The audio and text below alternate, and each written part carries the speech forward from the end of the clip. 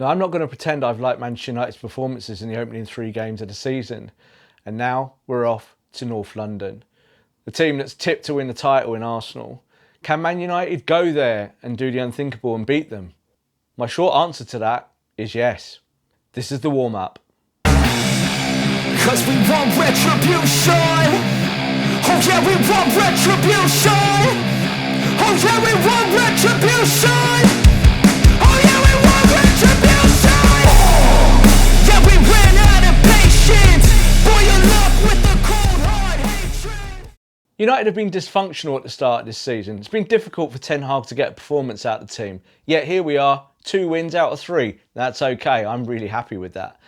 But there's things to fix, and going to North London, going to Arsenal is not the best place to go when you're trying to fix things on the fly. But I do have some confidence. United have gone away to these teams all of last year, teams in the top 9, top 10, and failed. There is something different in the resilience of this unit at the moment. I do think that United are starting to find something that resembles form. At the end of the Spurs game, it felt like bedlam. It felt that United have played well for the first hour of the game and clocked off for the second half and decided not to come out for the final 30 minutes of the match.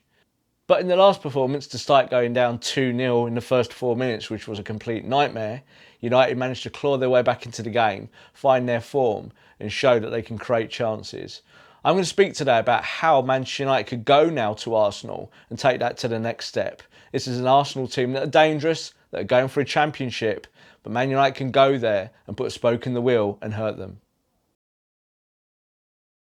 So looking at the expected team lineup, I don't think there's going to be any surprises. I think we know what's going to happen. We're seeing now that Varane's out of the football team, and we know that Luke Shaw is out. So it's obvious what we're going to see. Left back, Dalot, once again. Centre back, Victor Lindelof. I think United will go there with a more pragmatic 4-2-3-1 shape. We did see that in the last match. We saw that they kind of defaulted to that system a little bit with Christian Eriksen on the pitch. United are going to have to rely on Christian Eriksen once again. I think when he was on the football pitch for the last game, we saw the balance that he provides on the deck. Eriksen doesn't help Casemiro with the physical work, but getting the ball on the deck and retaining possession is massively important, and that helps Casemiro stay in position and lightens his workload, and that's huge for him. That's something we did not see when Mason Mount was on the pitch or when Bruno Fernandes were both playing dual 8 roles. So what are Man United going to do if they're going to try and win this football match and come away with 3 points? Well, up top, to me, it seems pretty obvious once again.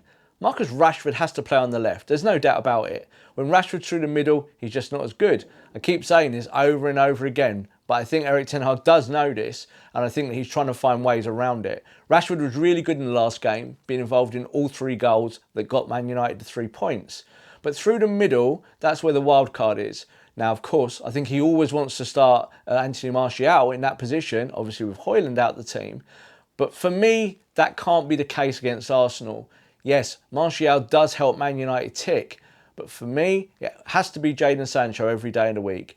Jadon showed through pre-season that he's good enough to play that role. Play it like a false 9, dip in and out, let Rashford run beyond, let the wide players come forward a little bit more.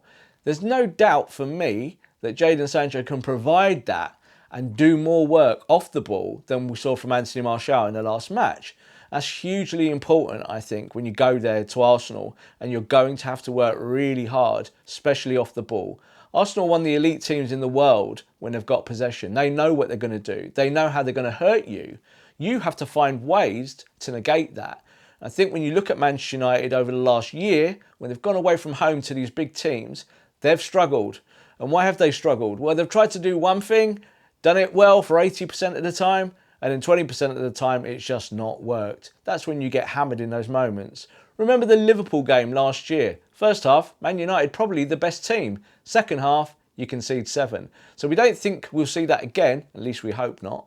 But I think overall, when you let Arsenal into the game, you're going to find that you've got to be defensively perfect. So what are United going to do? Well, it's going to be the counter press, isn't it? Can you mug Arsenal off in the centre of the pitch? Can you get the ball off them?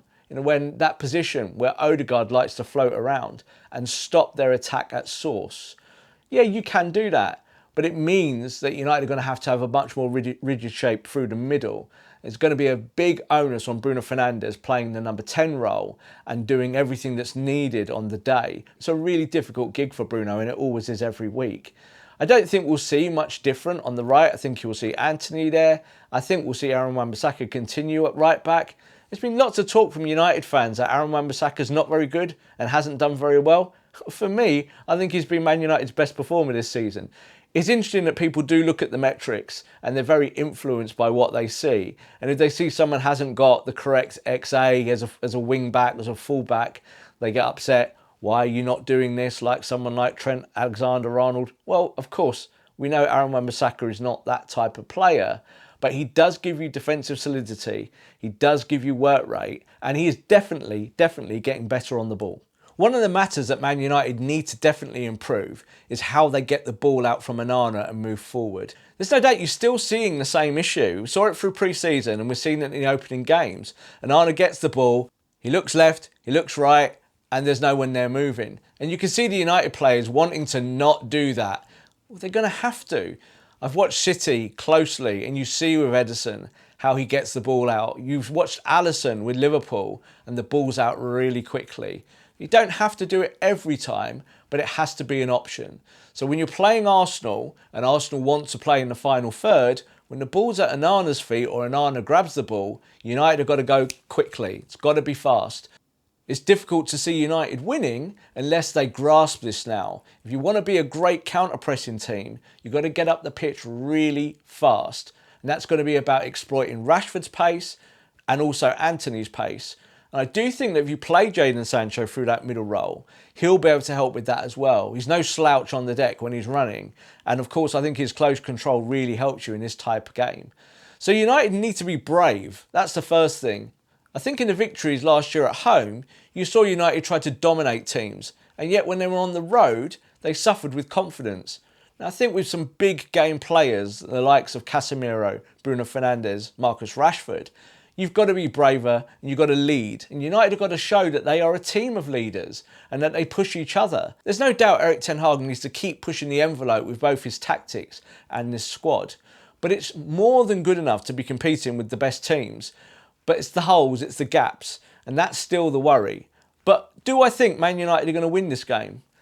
I don't like to give predictions, but I think they could. I really do. I think that Arsenal don't look nearly as settled as I thought they might do in these opening weeks. They've got all the tools they need to win games, Arsenal. They're up there. For me, I predicted that they will win the title this year over Man City, so I put my neck on the block with that. But I think in this individual match, this is a good time to go to their backyard and play them. The 4-2-3-1 shape could really help Man United here in terms of how they spread across the pitch. If they make sure that they fill those gaps, make sure the territory is in their favour, they can counter-press quickly and the gegenpressing style can really come to the fore. I still have my doubts about Dalot at left back, but then again, what are you going to do? I think Dalot played quite well there in the last match. He inverts well, he's right-footed, he can come into midfield. He's happy doing that. The problem is on the back foot. He'll be against Bukayo Saka, and that's hard for any left-back in the world, even a specialist. Even Luke Shaw struggled against him last year, didn't he? Dalot is not a natural defender for me. He's got other skill sets, and United can utilise them, they can lean on them, but it's going to have to be at his very best when Saka's running at him and trying to run the game from the right-hand side. Please follow me on Twitter X and here on YouTube at @_Rob_B. Share, subscribe, tell all your friends, and thanks once again. See you in the next one.